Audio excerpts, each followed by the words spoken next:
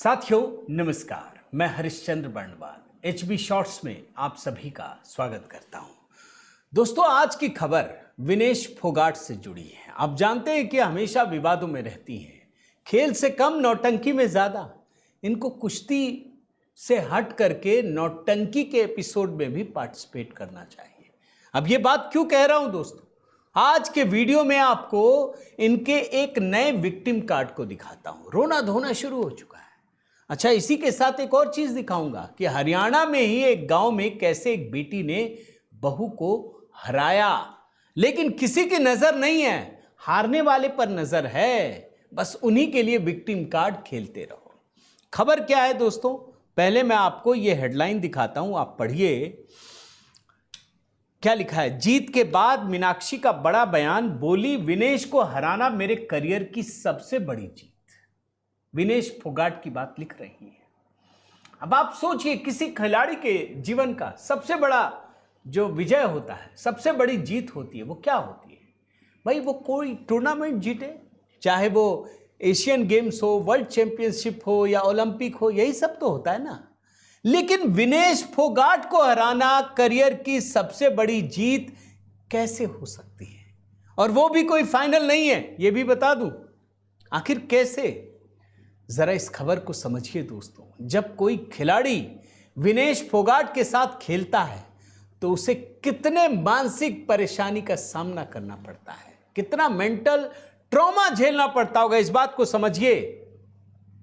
खबर यह है दोस्तों कि विनेश फोगाट राहुल गांधी की सबसे खासम खास जुलाना से विधायक विनेश फोगाट एशियन गेम्स के ट्रायल से बाहर हो गई हैं। जो सिलेक्शन ट्रायल्स चलता है ना, 53 किलोग्राम वर्ग की बात बता रहा हूं। यहां पर मीनाक्षी गोयत ने उनको 6-4 से हरा दिया। और तब जाकर के मीनाक्षी गोयत कहती हैं, यह मेरे करियर की सबसे बड़ी जीत है, इसके लिए मैंने बहुत मेहनत की है। यह ट्रायल की बात बता रहा हूं, सिलेक्शन ट्रायल, वो भी सेमीफाइनल। मैं शुरू से ही लगातार अभ्यास कर रही हूं, बिना विश्वास के कुछ भी संभव नहीं है। मुझे खुद पर भरोसा था और उसी विश्वास के दम पर मैं ये मुकाबला जीत सकी। और ये कहती है मीनाक्षी फोगाट, विनेश फोगाट को लेकर के, कि मैंने सिर्फ यही सोचा था कि घबराना नहीं है और आखिरी सांस तक लड़ना है, धैर्य और आत्मविश्वास बनाए रखना है। क्यों भाई, वो तो हर खेल में होता है, हर प्रतिस्पर्धी के साथ होता है। विनेश फोगाट के साथ क्यों?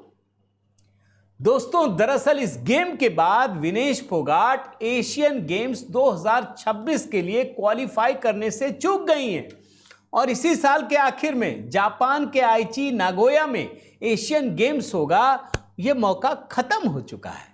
और आपको जान करके आश्चर्य होगा, मैं आपको बताता हूं दोस्तों, विनेश फोगाट को इसमें आना नहीं था क्योंकि उनको परमिशन नहीं थी। उनको कहा गया कि आप 50 किलोग्राम वर्ग तक ही जा सकते हैं। क्यों? उसकी वजह बताई गई कि अब तक आपने पेरिस ओलंपिक सहित जो पिछली 4 अंतर्राष्ट्रीय प्रतियोगिताएं हैं, उसमें आपने 50 किलोग्राम वर्ग में ही भाग लिया था। वो चाहती थी 53 किलोग्राम में हो। फिर आप जानते हैं, विवाद खड़ा कर दिया। विधायक भी है, पुराना अनुभव भी है, राहुल गांधी की खासम खास भी है।